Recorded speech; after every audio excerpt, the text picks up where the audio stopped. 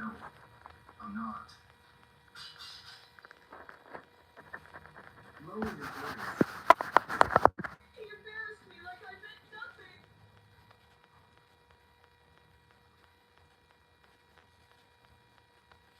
Homo, graduate don't land. We don't finally escape school. We finally did it, bro. Look at us. You came. Of course I did. Graduate. Graduate, sir. You should be standing there too. That chapter closed. It didn't close. It paused. Life doesn't pause, Tunde. She would have been shouting louder than all these people. Definitely. How's work? Same. The school. Children shout, I shout. End of the month, small salary enters. That's not enough. It's what I have. I meant what I said back then, that once I finish school, I'll help you continue yours. That was 6 years ago. And I didn't forget. Things are different. Not everything. You just graduated. I know. Don't carry my problems on top of yours. They're not a problem. Keep staying. Even when everything got hard. Let me do something back. Just get your life together. Then we'll talk. Congratulations. Thank you, sir. Celebration is over. What's next? Job hunt. Good. Life doesn't wait.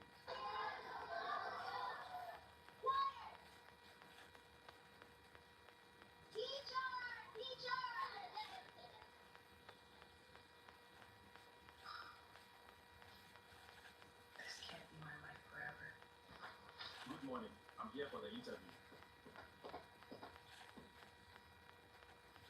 We'll get back to you.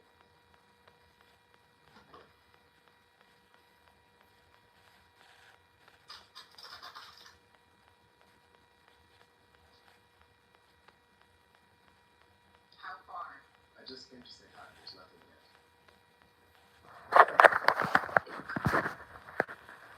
That's what everyone says, but nobody tells you when. It came for you. School finished. Do it for yourself.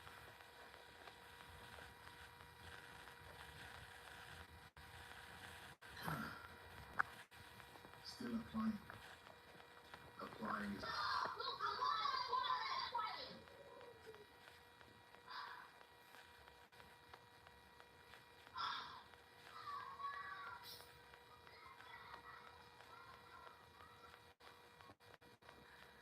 You look tired. I am.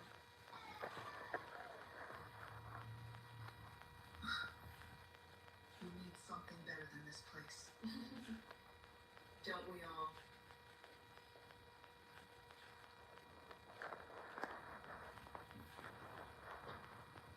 Just listen more than you talk.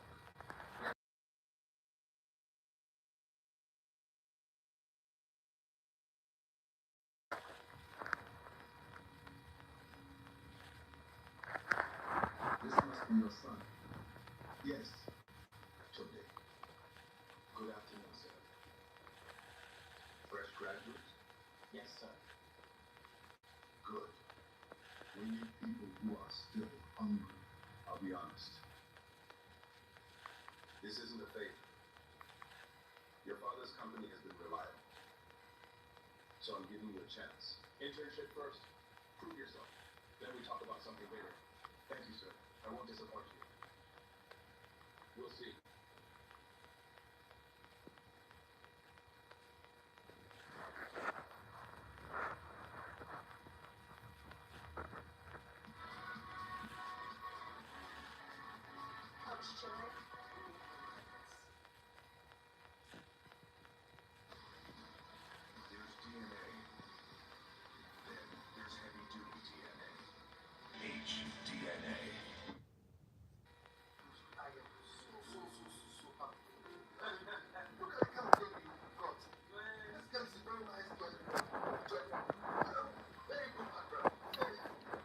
Good evening.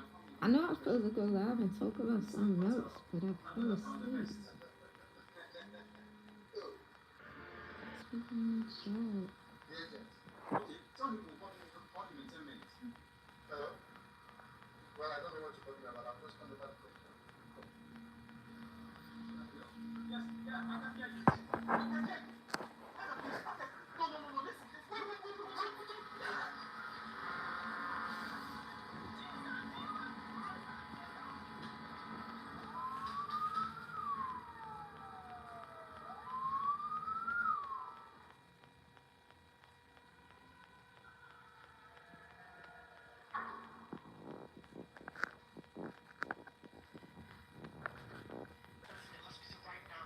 What doctor? But my husband and my only brother just had a fatal accident. What?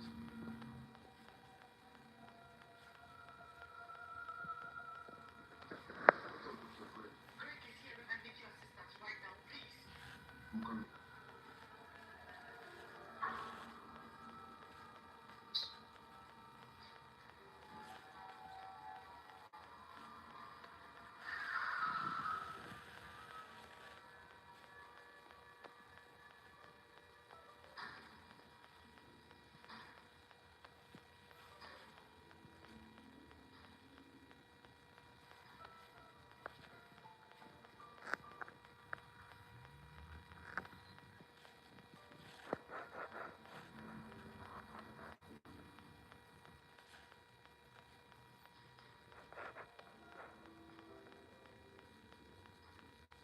Hello, Dr. Mike. Hello, Dr. Clark. Hope you're fine.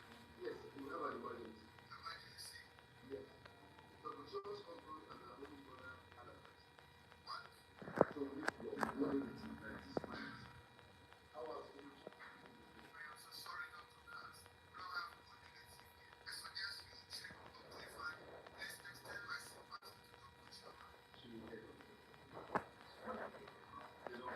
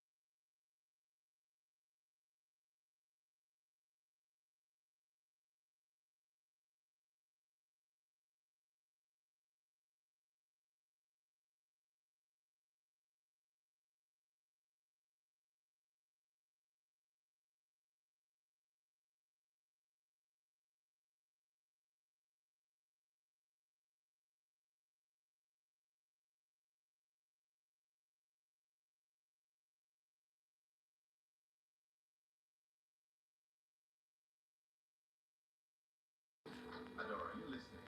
I'm busy. Busy? What about breakfast? Babe? I'm busy, Michael. Unbelievable. Michael, if I didn't make breakfast for you, can you make breakfast for yourself? Or can you see I'm busy with work? You're always busy with work, Adora. What about us? Okay, talk later. Babe, this is a duty of a wife to prepare breakfast in the morning for the family, especially her husband. Michael, please. Not this morning. Michael, I think I'm done with this conversation about me preparing breakfast for you in the morning. But Adora, we need to talk. Leaving. Adora, wait, what's wrong? I've had enough of this. Please, don't go. Let's talk. No, I'm leaving now. Morning light hits the floor.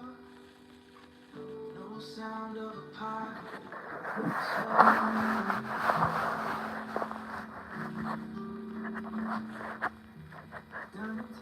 Good morning, sleepyhead.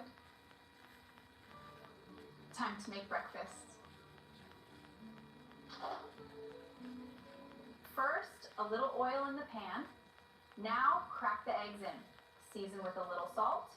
Turn on the heat. Now, flip the eggs. Michael, wake up. Breakfast is ready. Good morning. Come on, sleepyhead. Eggs and toast. Smells good. Thanks, Adora. Wake up. I'm off to work. See you later. Okay, love you. Love you too. Watching you vanish into the office line. I boot your meeting at 12, you say. Virtue will join for the London flight today.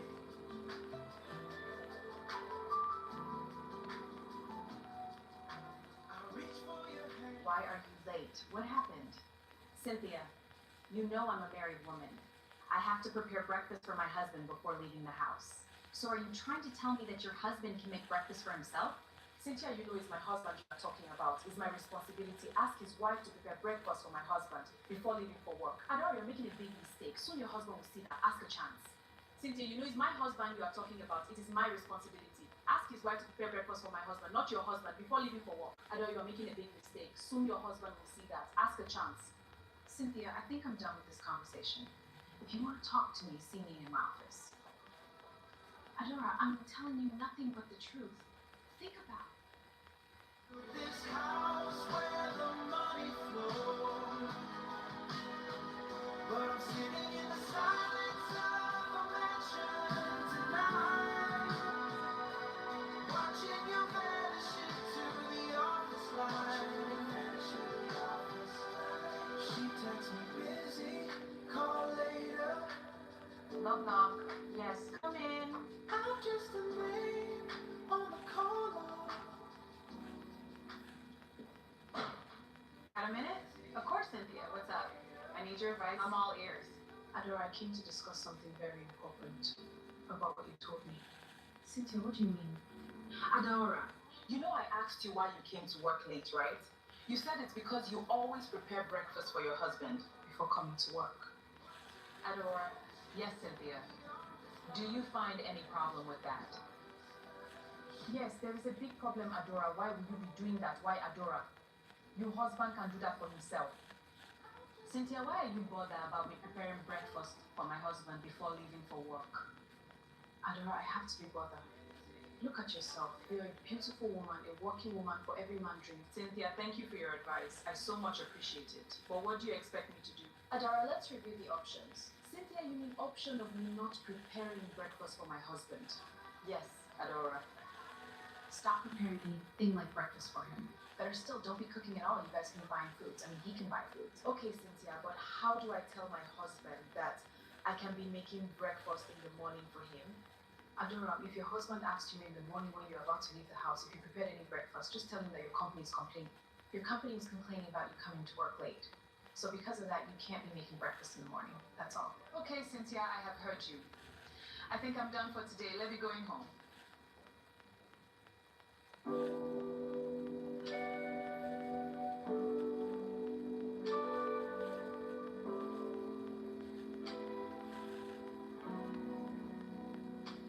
Morning light hits the floor.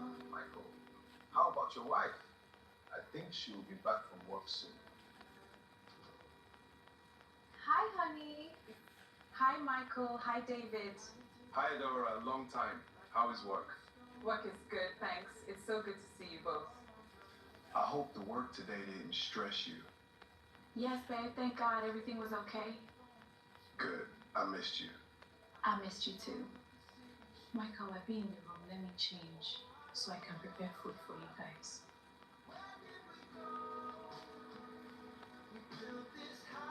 Adora, you look incredible tonight. Thank you, Michael. I'm just going to check the score.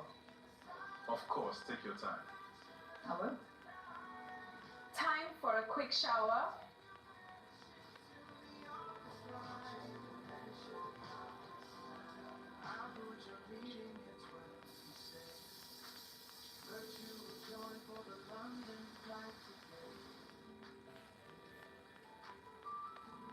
I'm tired, Michael. Please let me sleep. Just checking on you. I'm fine, just tired. Okay, good night.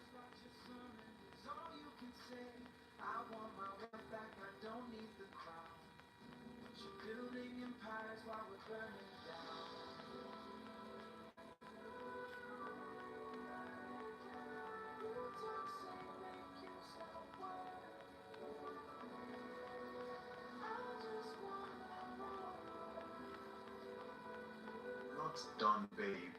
Almost, just a second. You look beautiful already. Thank you. Ready now. Alright, let's go. Adora, I love you so much. I love you too, Michael. You mean everything to me. And you too. Forever. We're almost at the bridge. I can't wait. It's so beautiful. Not as beautiful as you. Stop it! Wow, look at that view! Just for us. She texts me busy, call later. I'm just a name on the call log. Busy. Adora, how are you doing? Cynthia, we are fine, thank God. Cynthia, what about you? Adora, everyone is fine. So Adora, did you do exactly what I told you last time? Cynthia, what was that? Adora, I told you never to prepare breakfast, or better still, don't cook for your husband. Come to think of this, Cynthia, did you want to spoil my marriage for me? Adora, why will you tell me that? Why? I don't want to spoil your marriage. I'm just advising you as a best friend.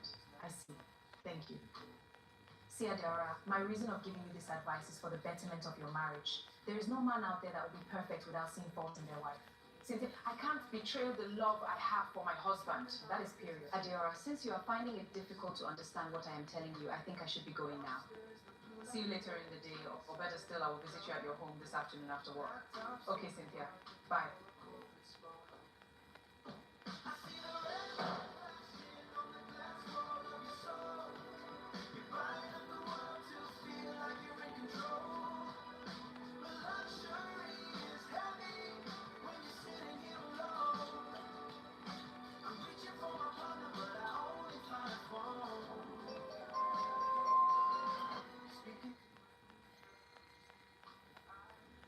Hi, baby. How are you? And how is business going over there? Everything's fine, babe. I'm actually at home right now. At home already? Secondly,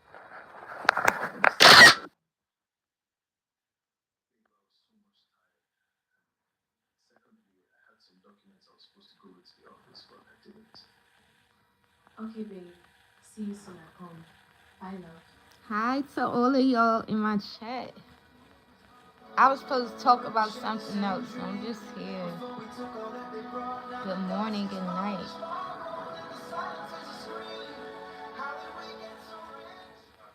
This food is so delicious. You know the reason I married you is because you're a good chef, not only a wife material. Oh, Michael, you are just saying that. I mean it. Are you sure, Michael? Yes, my love. Thank you, babe.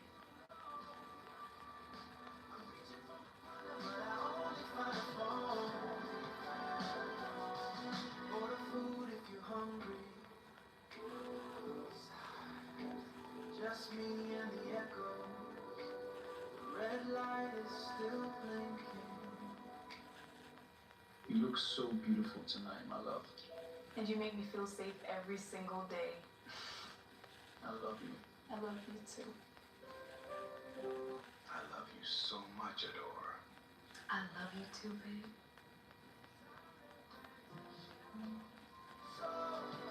You're buying up the world to feel like you're in control.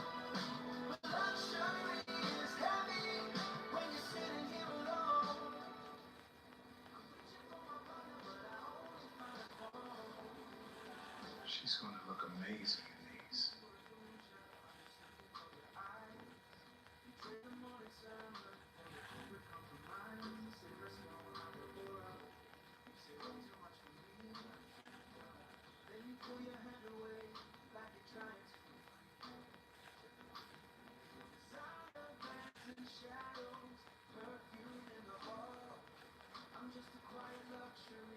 She's gonna look amazing in these. Good afternoon. Ready to check out? Yeah. Before we took all that they brought, now the desk is polished marble and the silence is a scream. How did we get so rich and lose the heart of the dream? See the red light flashing on the glass wall of your soul. You're buying up the world to feel like you're in control. But luxury is heavy when you're sitting here alone. I'm reaching for my partner, but I only find a phone. Order food if you're hungry. Just me and the echoes. The red light is still blinking. You're buying up the world to feel like you're in control. But luxury is heavy when you're sitting here alone. I'm reaching for my partner, but I only. You went for shopping and you didn't inform me, Michael. I wanted it to be a surprise. Well, I'm definitely surprised. What did you get? Babe, I wanted it to be a surprise for you.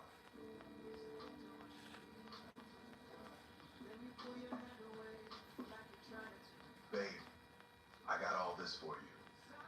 Thank you so much. I love you.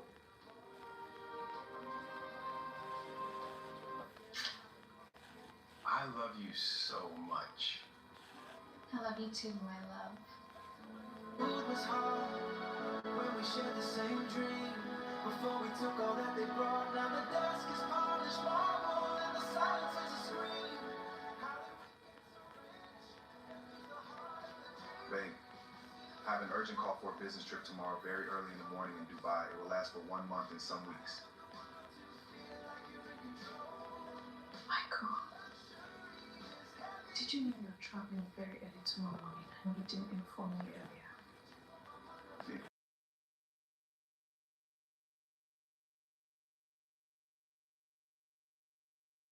I understand, Michael. And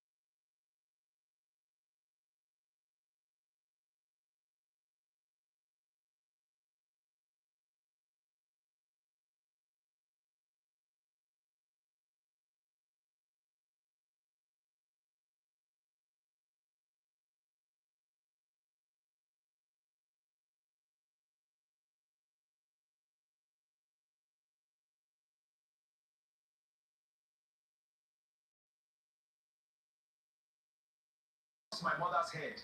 your mother slapped me first. You shouldn't have gone that far. Next time will be worst. Your food is ready. Kemi, I will not eat your food until you apologize to my mother. I will never do such a thing. Then I will not eat. You can starve, I don't care. I beg Chief make I eat my food. Rubbish. So you won't even save some for me. You for think of that before. Mama, what are you doing sitting in front? That's my seat? Your seat? Are you the one that gave birth to him? Please, both of you, stop Do it! not tell your mother to stand up and go to the back. Over my dead body. You're getting out now. Let go of me. Now let's go. I will not allow you people leave this compound since I can't stay in the front seat.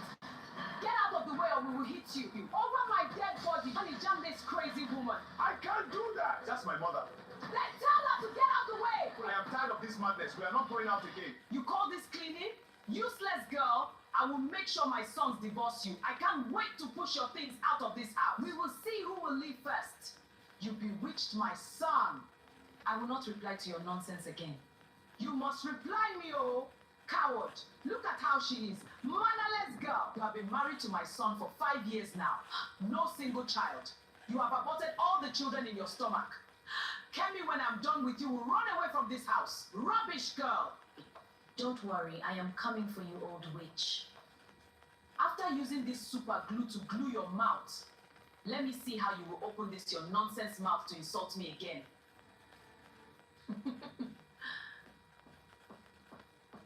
Kemi, what happened to my mother's mouth? I don't know and I don't care to know. Let's see how they will praise your cooking today. Kemi, you have the mind to rub super glue on my mouth. And you use this salt to spoil your food. It's revenge time!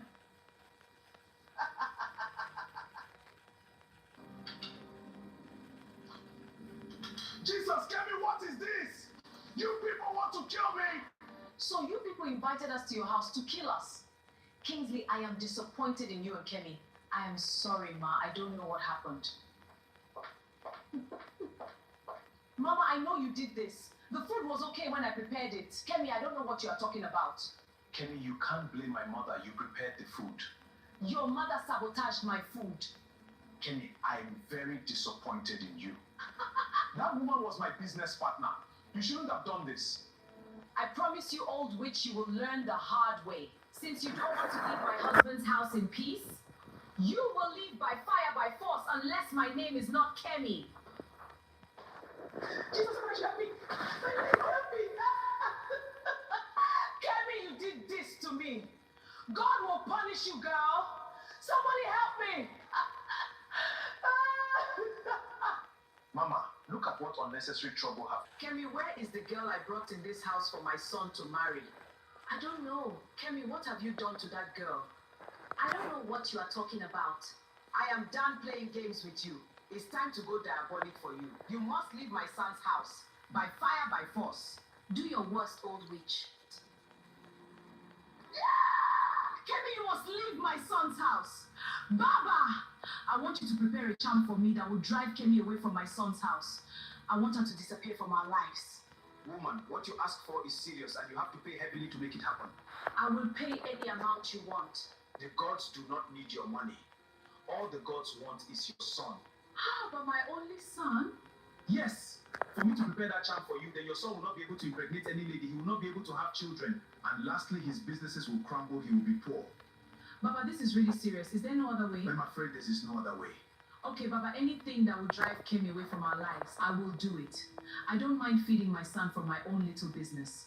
Are you sure, woman? Yes, Baba. The spirits awaken. Let the charm be forged in fire. Baba said once Kemi crossed this charm, she will run mad and run away from our house forever. I can't wait. Game over, Kemi.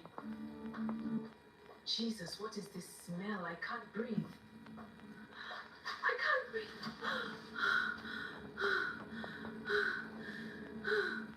Doctor, what happened to my wife? Mr. Kingsley, thank God you brought her on time. Her case would have been more critical. What is actually the problem? Your wife inhaled a very dangerous chemical. It affected her breathing and she passed out. Coupled with the fact she's pregnant, it made her condition worse. Pregnant? My wife is pregnant. Oh, you didn't know? Your wife is 4 weeks pregnant. What type of chemical did she inhale? There are no chemicals in our house. The type of chemical she inhaled are only bought in black market. It's mostly used to harm someone. Somebody must have brought it to your house with the intention to take you people out. Who could that be? It's only me, Kemi, and my mother that has access to the house and nobody else. Then your mother has an explanation to do. I will never forgive you for putting my family in harm's way. I am sorry, my son. I hate Kemi so much and I just want her out of our house. You are so selfish. Have you considered how hot I would be if Kemi decides to leave me? You dislike my wife for no reason? What has Kemi ever done to you to deserve all this wickedness? I have had enough of your nonsense. Go inside the house, pack every single item that belongs to you, and leave my house. Henceforth, you are banned from stepping a foot to my house. I am so sorry, my son. Forgive me. You are lucky I didn't call the police. Leave my house this minute. My beautiful Kemi, I am so sorry for what you went through. I should have set a boundary for my mother. I promise it will never happen again. I forgive you, my love. But she's your mother. You need to forgive her. I will forgive her, but not now. Let her suffer small. Okay, oh. I think the baby is kicking. I think so too. I love you, Kemi.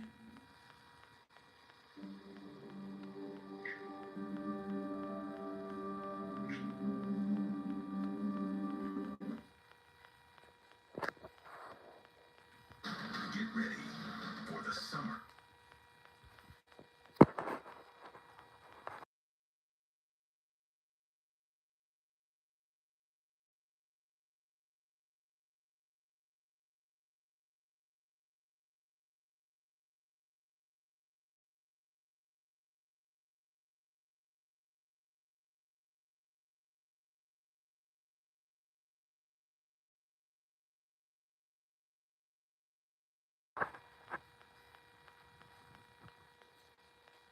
Child, broken and ashamed, she disappeared. Years later, a powerful king arrived at a royal gathering, holding her hand. And beside her stood a little boy who changed everything. What no one knew was that the woman they cursed was never barren. And the truth about the king's son was about to be exposed, publicly. Hilda entered the royal palace on a morning filled with drums, songs, and bright colors. The sun rose gently over the tall gates as villagers gathered to celebrate the wedding of Prince George, the only son of King Paul. Women ululated, men beat drums, and children ran barefoot across the palace grounds, laughing with excitement. Hilda stepped out of the decorated carriage with a heart full of hope. She was young, graceful, and soft-spoken. Her eyes carried humility, not pride, even as she wore heavy royal beads around her neck. Many people whispered that Prince George had chosen well. Hilda was known for her kindness, her patience, and her respectful nature. She greeted elders by bowing low, even when they told her she was now royalty and no longer needed to bend. Inside the palace, however, joy and tension lived side by side.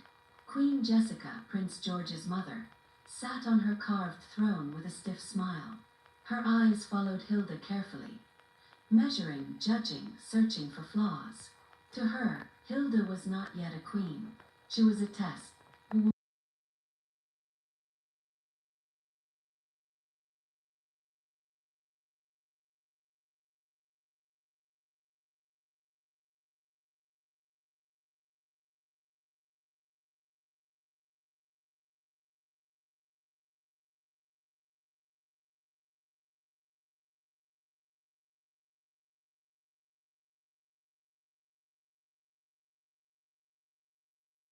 You're always smiling. Why that? If I frown, will you buy two? All right.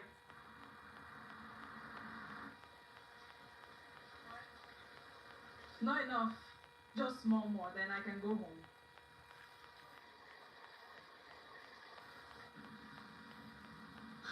Everybody leave me, I beg.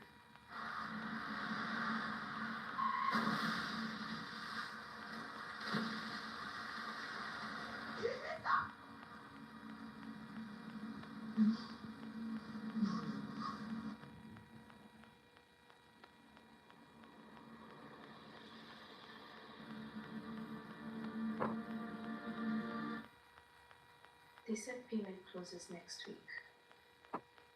It's okay if it can't happen now. Who said it can't happen? I know money is tight. Money has always been tight. But somehow we're still here. You will go to school, even if I have to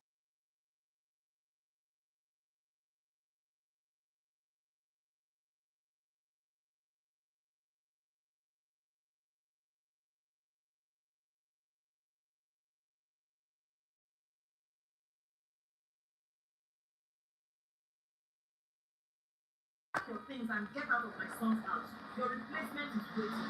Yes, go quickly. Go away forever and never return back anywhere near my house. They told her to pack her things while the replacement waited in the next room. No discussion, no mercy. Just a family united in cruelty, confident they were untouchable. Her husband avoided her eyes as his parents explained why another woman would raise her child instead. She didn't scream. She didn't beg. She simply listened. Because the moment they finished, the countdown to their downfall had already begun. Grace stood in the doorway of the small guest room with her hands folded over her stomach, as if she could protect the life inside her with nothing but silence. Her suitcase lay open on the bed, half filled with the few clothes she had brought into this marriage. A pair of simple shoes, a shawl her late mother had owned, a small notebook of names she liked for her baby. Outside the room, the house was busy in a strange way. Busy like a market before rain, when people rush to secure what they can and pretend they are not afraid. In the sitting room, Grace could hear the low voices of Daniel's family, arranged like judges at a table. His father, Victor Hale, spoke with the calm confidence of a man who had never been corrected in public. His mother, her husband, sat between them as if he had become a child again, waiting for instructions.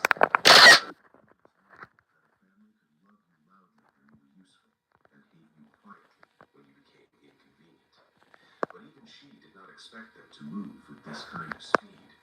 Just a week ago, she had been cooking in the kitchen while Daniel's little nephews ran around her legs, laughing. Just a week ago, Eleanor had smiled at her and said, "My daughter, you are carrying our future." Now, Eleanor's voice was sharp. "We have discussed it," she said. "You will return to where you came from." Grace stepped into the sitting room. The room fell silent the way a river becomes quiet when a crocodile enters. She looked at the faces before her, faces she had served, respected, and tried to please. She looked at Daniel. His eyes flickered toward her, then away. The replacement sat in the next room, as if she was already part of the furniture. Grace's stomach tightened, not from fear, but from a quiet awareness. This was not just rejection. This was theft. Victor cleared his throat. "Grace," he said, "we are not wicked people. We are practical people." Eleanor nodded, as if that statement alone was proof of goodness. Victor continued, "Daniel is our only son. He carries our name. Our house must not fall into shame." Grace heard her own heartbeat and listened carefully, because she had learned long ago that the worst evil often comes wrapped in calm words. Eleanor leaned forward. "You are a good woman," she said, and Grace almost laughed at the way the words sounded like a knife coated in honey. But goodness does not build a household. Strength builds a household. Grace asked softly, "What is my offense?" Victor's eyes hardened. "You have no family," he said plainly. "No known people, no support. A woman without roots can be blown away by any wind." Grace's fingers tightened around the edge of her shawl. Daniel finally spoke, his voice thin. "They are only worried," he said. "You know how my parents are." Grace turned to him. "And you?" she asked. "What are you?" He swallowed. I am under pressure." Eleanor waved her hand. "Let us not waste time," she said. "This pregnancy has complicated everything. We will not allow you to use a child to bind yourself to our family." Grace blinked once. "I did not force myself into this marriage." Victor's voice remained calm. "We are not saying you forced yourself. We are saying you were chosen, and we can unchoose." Grace looked at them, father, mother, husband, and understood something painful. They had not called her into this room to ask a question. They had called her to announce a decision. Eleanor's eyes narrowed. "The child will remain," she said. "The child is a Hale. That child will be raised in this house." Grace's mouth went dry. "You are telling me," she said slowly, "to leave my child behind?" Daniel flinched. Eleanor's tone was firm, almost bored. would not be the first woman to give birth for a family and step aside. A wise woman knows when to accept her place. Grace's hand moved to her stomach again, instinctive, protective. Victor leaned back. We have already arranged another wife for Daniel, a woman with good background. Grace heard the faint sound of laughter from the next room. Light laughter, excited laughter, as if someone was celebrating a prize. Grace looked at Daniel again. "This is what you want?" she asked. He opened his mouth, closed it, then whispered, "It will be better. Please don't fight them." Grace stared at him. In that moment, she remembered her mother's voice from years ago, when Grace had been a young girl and had asked why people feared standing alone. Her mother had said, "My child, it is not loneliness that breaks people. It is betrayal, because betrayal teaches the heart to doubt its own goodness." Grace inhaled slowly. She did not shout. She did not throw words like stones. She only said, "If you separate a mother from her child, you are not practical, you are cruel." Eleanor's face hardened. "Pack your things," she ordered. Grace nodded once. She turned and walked back to the guest room. But inside her, something began to count. Not minutes, not days. A countdown deeper than time. Because Grace had not been silent all these months because she was weak. She had been silent because she was watching. Grace had come into the Hale family with a story they believed. A story of a young woman who grew up in a small town, who lost her parents, who had no relatives and no connections. She had let them believe she was alone.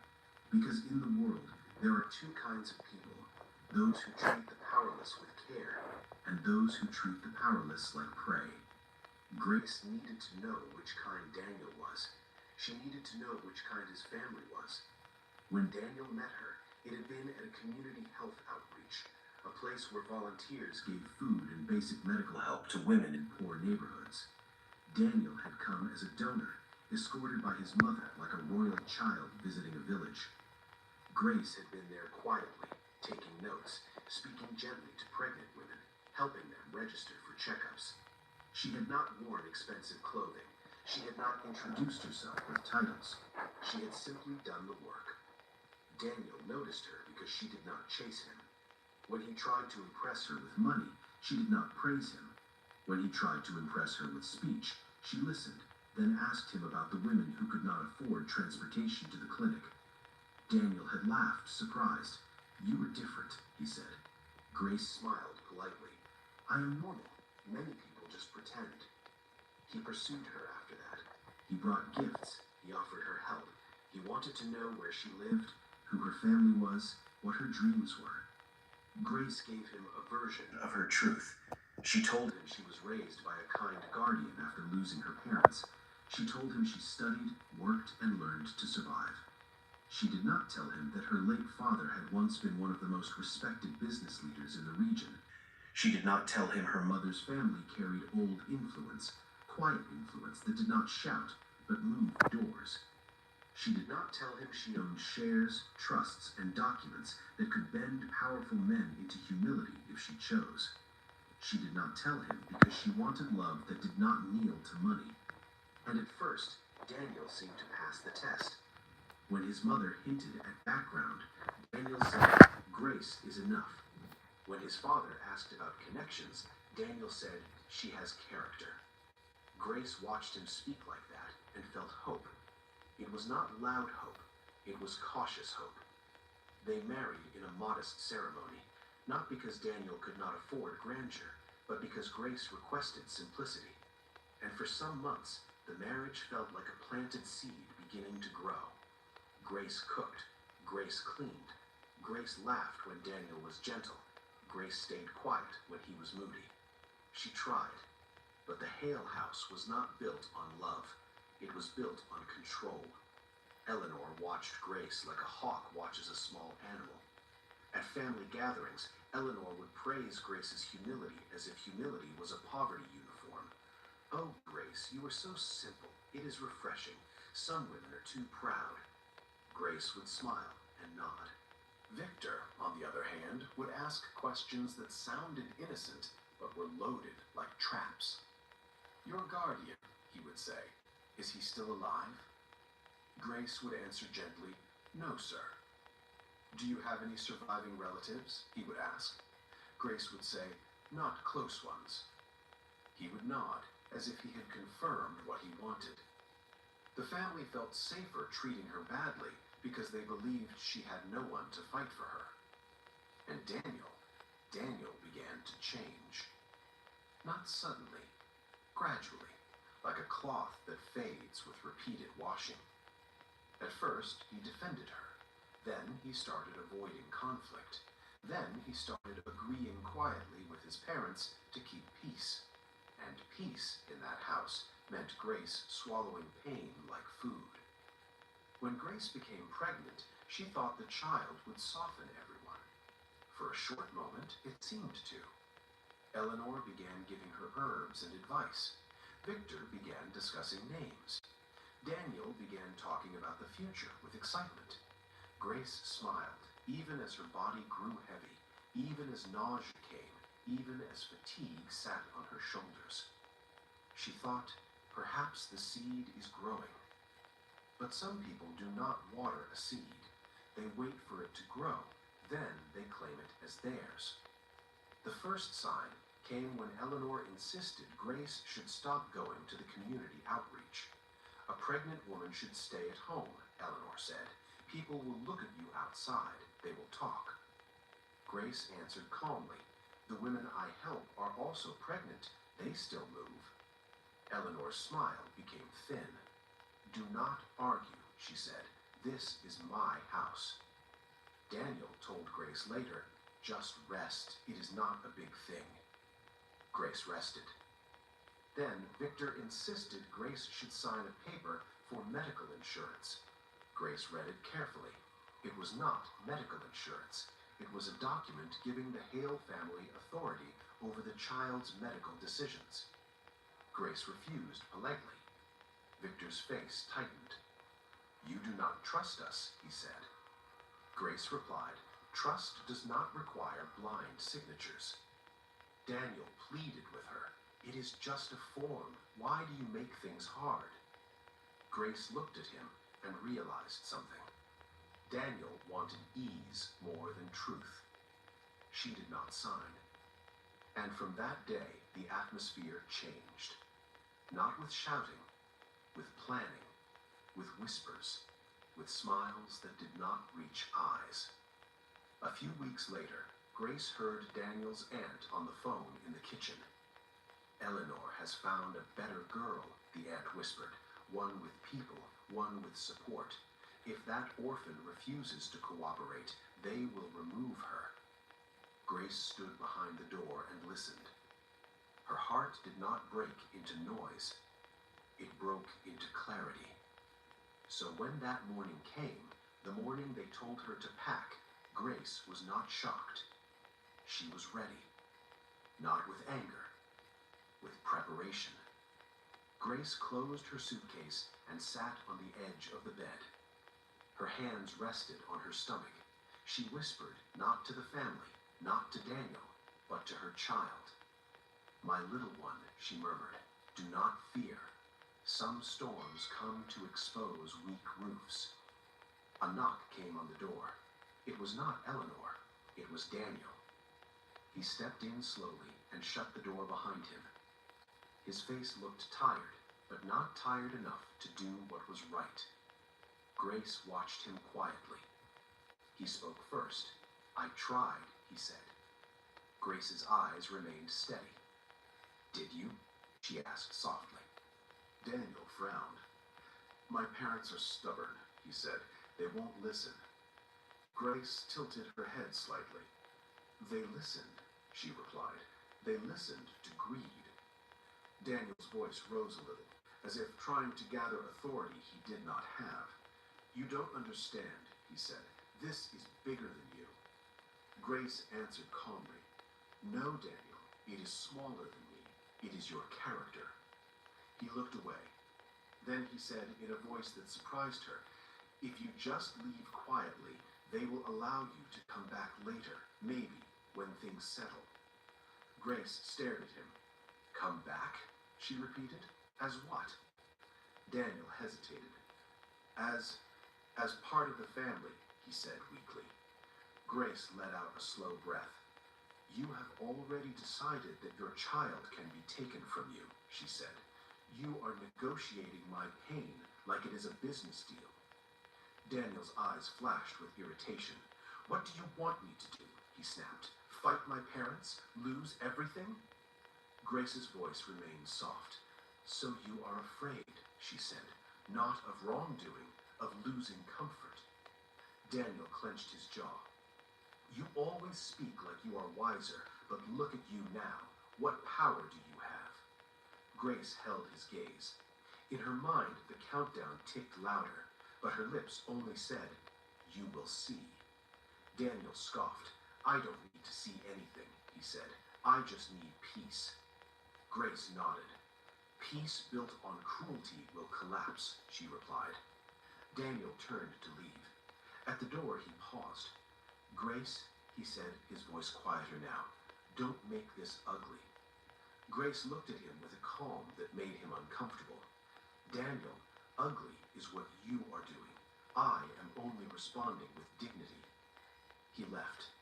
Grace stood, lifted her suitcase, and walked out of the room. In the hallway, Eleanor waited like a gatekeeper. Beside her stood a woman Grace had never met properly, dressed in bright, expensive fabric, smiling with the confidence of someone who believed she had won. Her name was Vanessa.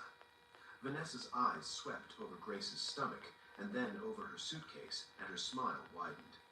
Eleanor spoke loudly, as if she wanted the house to hear. This is Vanessa. She will be Daniel's wife. Vanessa stepped forward. Oh, Grace, she said sweetly, I am sorry it turned out this way. Grace looked at her. Vanessa's sympathy sounded rehearsed like a line in a play. Grace nodded once.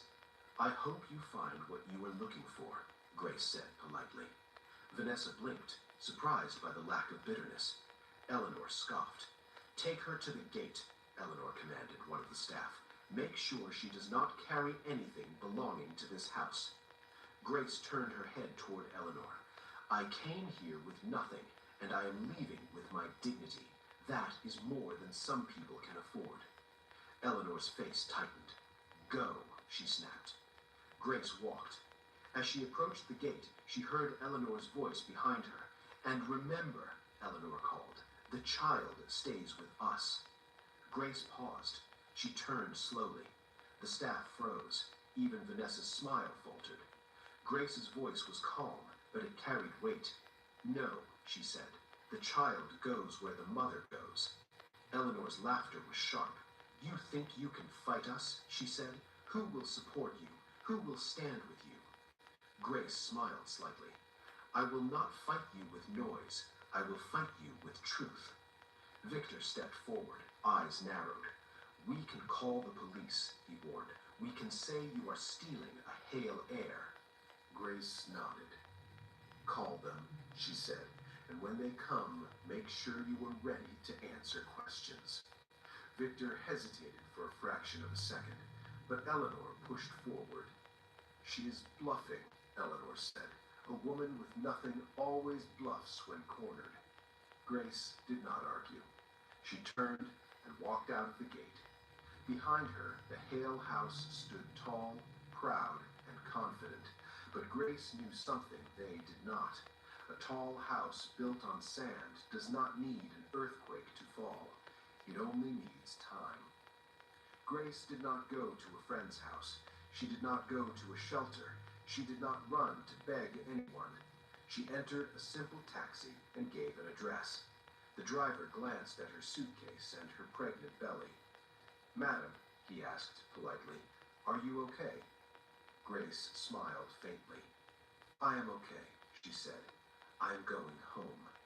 The address she gave led them to a quiet area where the streets were clean and the gates were guarded, not with arrogance, but with discipline. At the entrance of a tall compound, the guards stood straight. When the taxi stopped, one guard stepped forward. Grace lowered the window. The guard looked at her face, and his eyes widened. He stepped back quickly and signaled to the other guards. Within seconds, the gate opened. The taxi drove in. The driver's eyes grew round. "Madam," he whispered, "who are you?" Grace did not answer. She paid him and stepped out. A woman in a neat uniform rushed forward, her face filled with concern. "Madam Grace," she said, almost breathless, "we have been waiting." Grace nodded gently. "I am here," she said. The woman led her inside. The house was calm, warm, and quiet, the opposite of the Hale house. A man in a suit approached, his hair slightly gray, his posture respectful. "Madam," he greeted, bowing slightly. "Attorney James Carter. I am sorry for what happened." Grace's face remained composed. "It happened exactly as I expected," she said. James looked at her belly. "And the baby?" he asked. Grace's eyes softened. "The baby is fine," she replied, "but we must move." James nodded. "We have everything prepared," he said. "The trustees have been informed. The board is ready, and the documents are ready for court if needed." Grace walked to a chair and sat. For the first time since leaving the Hale house, she allowed her shoulders to relax. She looked up at James. "How many days?" she asked. James checked his folder. 21 days, he answered, "until the annual Foundation Summit, until your late father's legacy address, until you officially take the seat." Grace nodded slowly. The countdown, 21 days. The Hale family did not know that the outreach program where Daniel met Grace was funded by the very foundation Grace was set to lead. They did not know that Grace's late father had designed the scholarship Daniel used to study abroad. They did not know that Victor Hale's biggest business contract depended on approval from a board seat Grace legally controlled. They did not know because they had never bothered to ask who Grace truly was. They only asked what she could bring to their table, and when they believed she brought nothing, they tried to throw her away. Grace stared at the wall, thoughtful. "Call the doctor," she said. "I want full checks." "Yes, madam," James replied. "And call the foundation director. Tell her the summit proceeds as planned. The keynote address remains, and I will attend." James looked relieved. "Madam," he said, "are you sure you want to reveal yourself so soon?" Grace shook her head. "I am not revealing myself," she said. "I am revealing them." James nodded slowly. "Understood," he said. Grace leaned back. Outside, the evening sun began to drop. Inside, a different kind of light rose. Not the light of revenge, the light of consequence. Back at the Hale house, Eleanor moved through the rooms like a woman celebrating victory. Vanessa sat in the living room drinking tea as if she belonged there.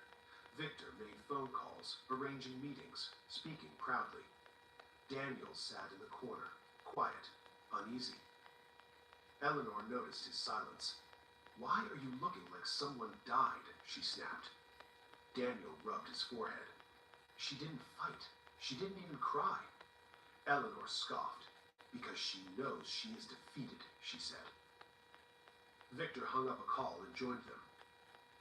"Tomorrow," Victor said, "we will go to the clinic and ensure her pregnancy records remain with us. We must secure legal advantage." Daniel frowned. "Legal advantage?" he asked. "Over my own child?" Victor's tone was sharp. "A child is not just emotion," he said. "A child is legacy, property, name." Daniel shifted uncomfortably. Eleanor waved her hand. "Stop being soft," she said. "Vanessa is here now, a proper woman." Vanessa smiled politely, but her eyes watched Daniel with calculation. That night, Grace's name was removed from the family group chat. Her photos were taken down. Her clothes were boxed. Her presence was erased like chalk from a board. But some things cannot be erased. Because when you wrong the innocent, you do not remove them. You plant a seed of consequence.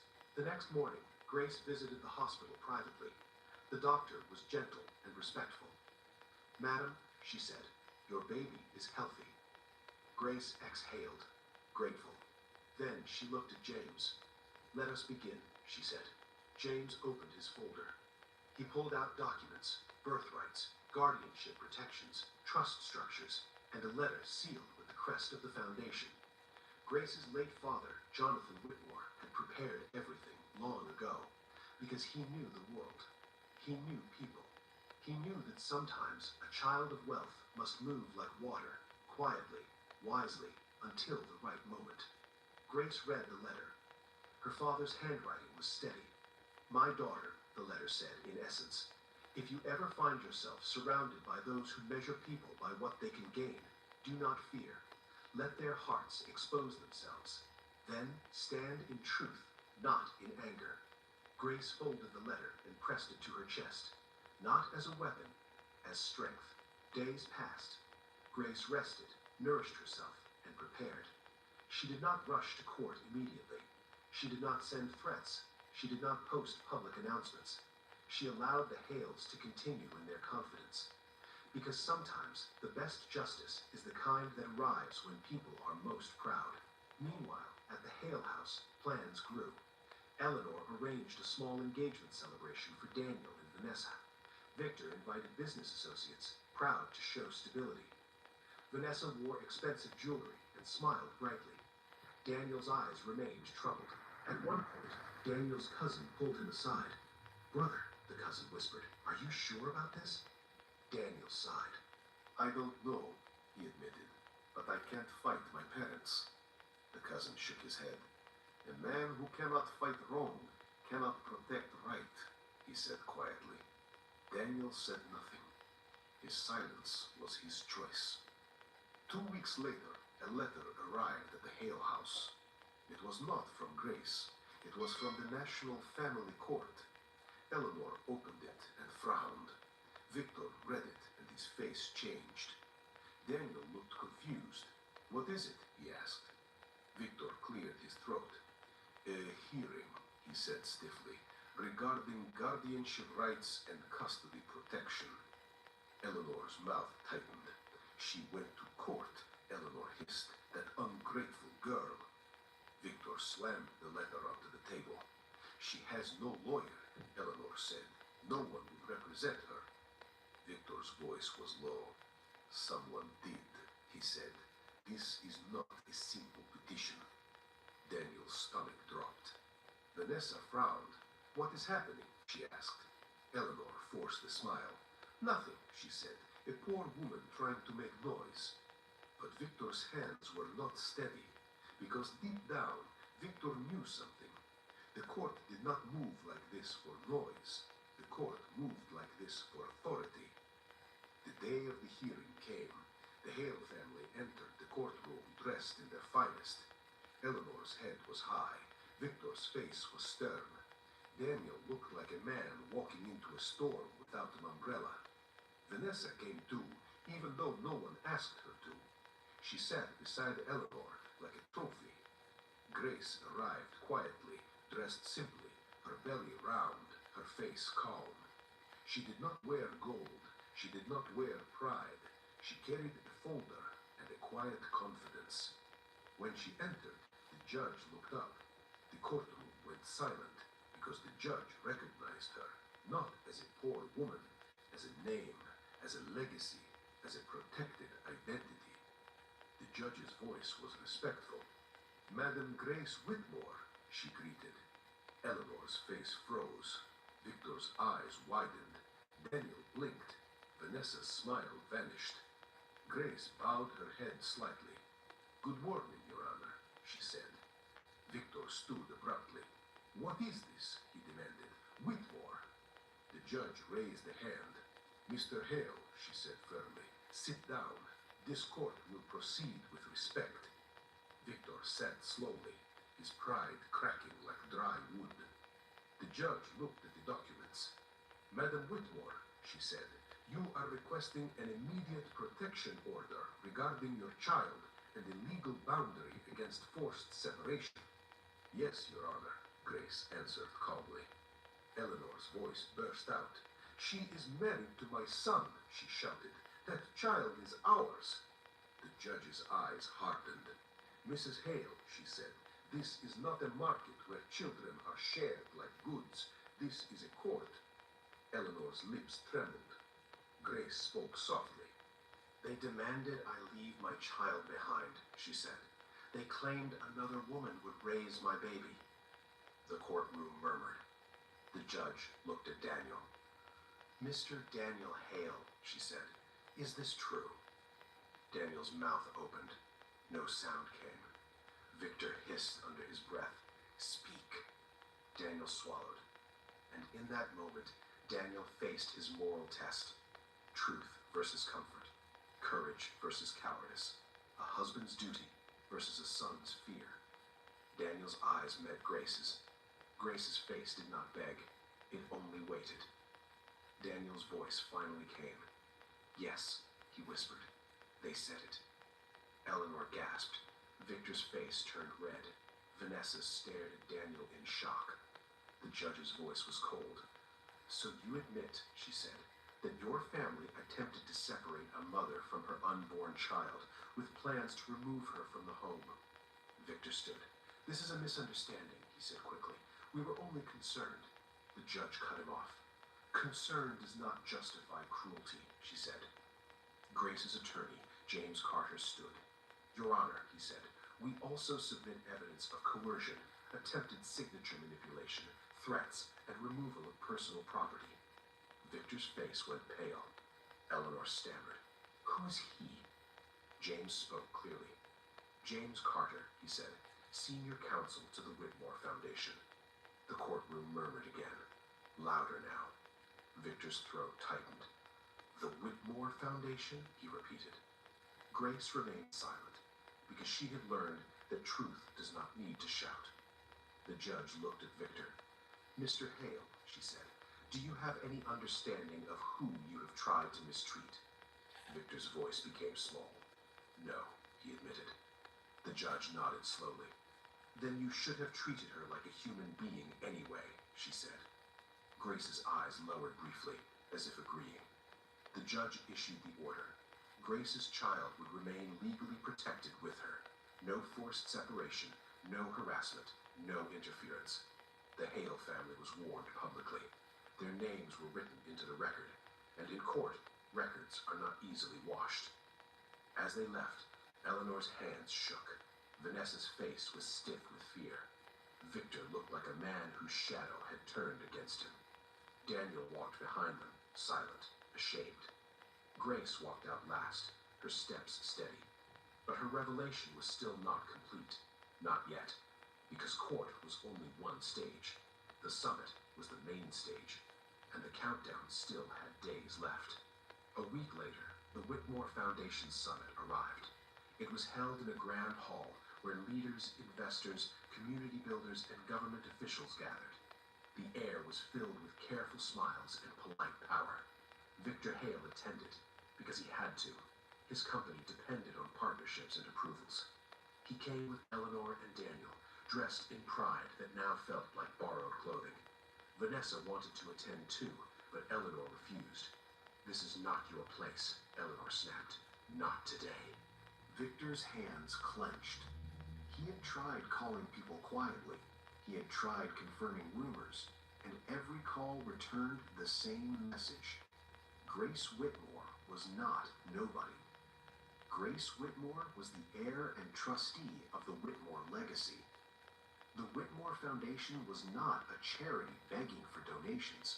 It was an institution that shaped contracts, scholarships, and reputations.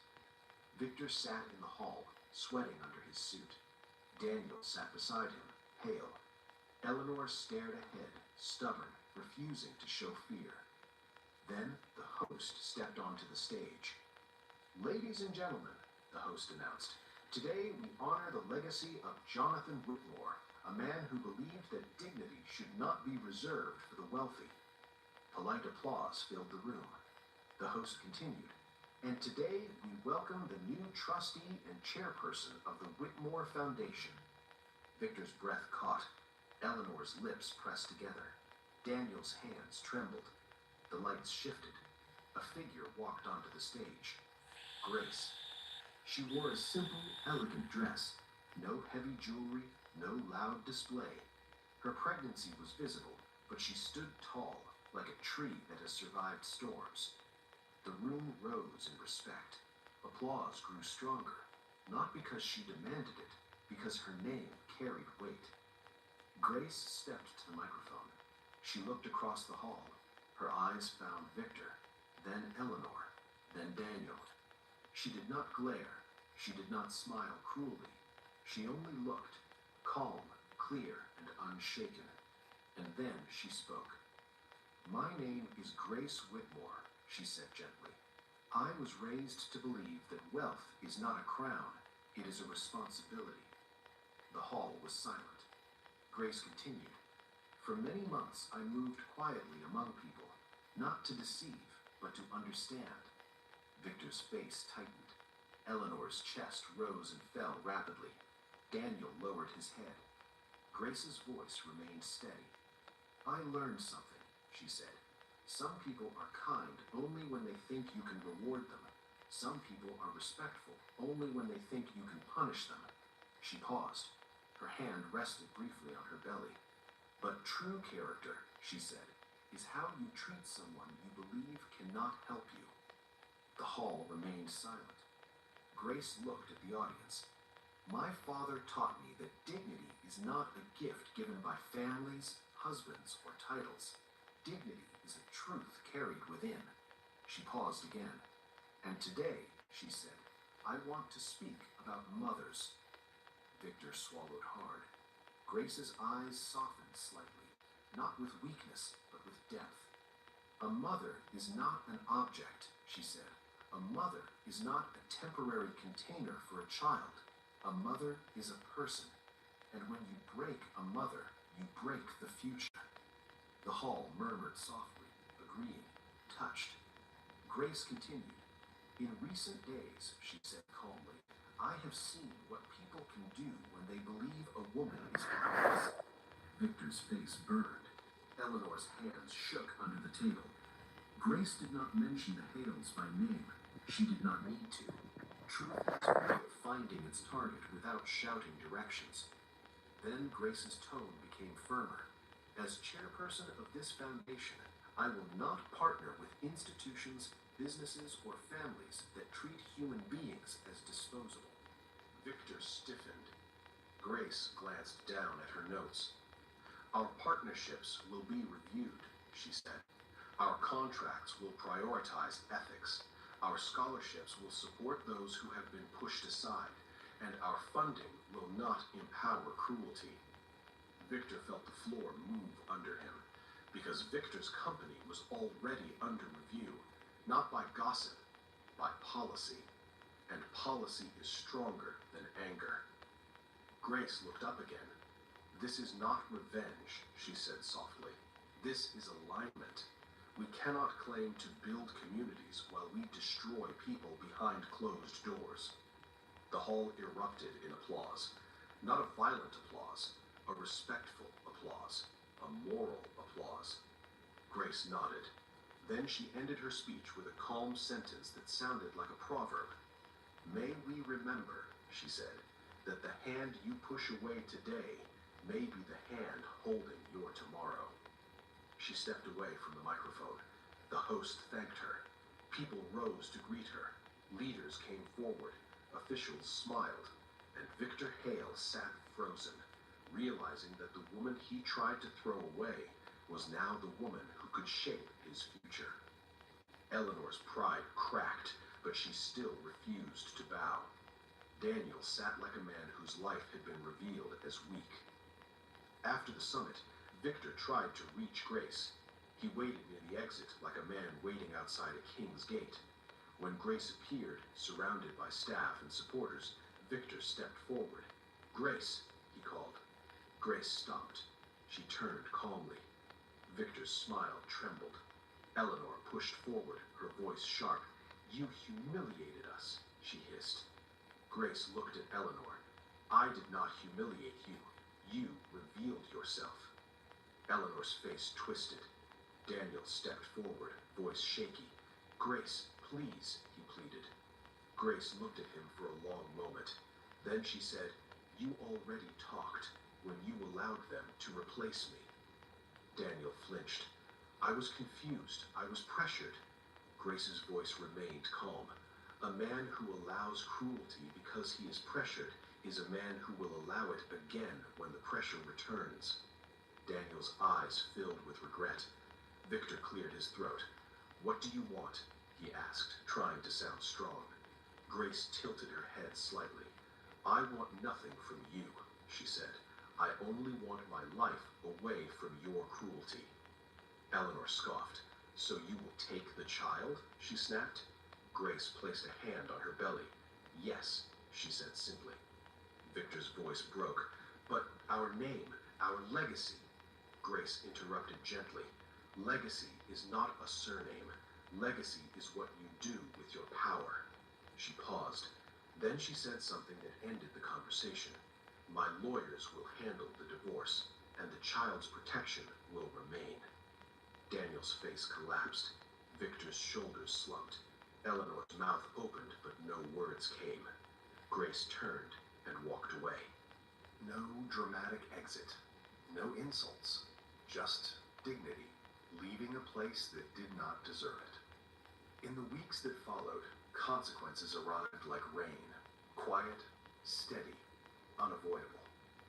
Victor's company faced partnership review. Certain contracts were delayed. Investors asked questions. Not because Grace shouted scandal, because the foundation's ethics policy changed. And when ethics changes, corrupt comfort becomes uncomfortable. Eleanor, who once enjoyed public respect, found people greeting her with cautious distance. Whispers followed her not as gossip, but as warning.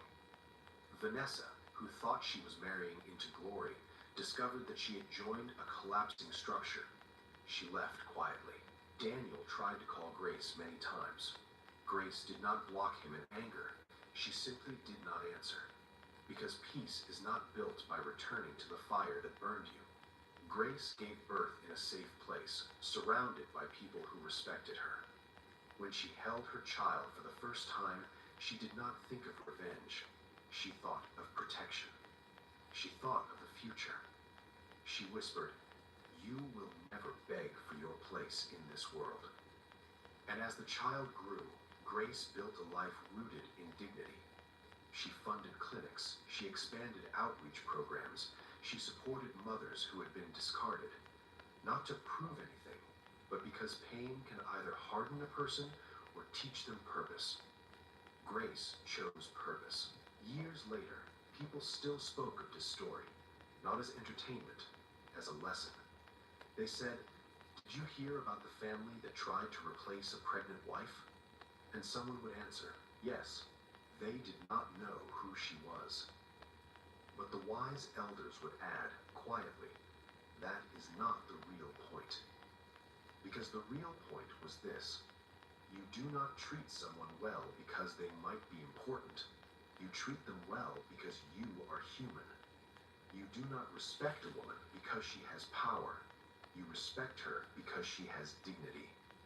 And you do not keep a wife because she is convenient. You keep her because love is a covenant, not a business contract. So the moral remained, like a proverb carried through generations. The person who measures others by what they can gain will one day be weighed by the same scale. And the home built on cruelty may look strong in daylight, but when truth arrives, it collapses without a fight.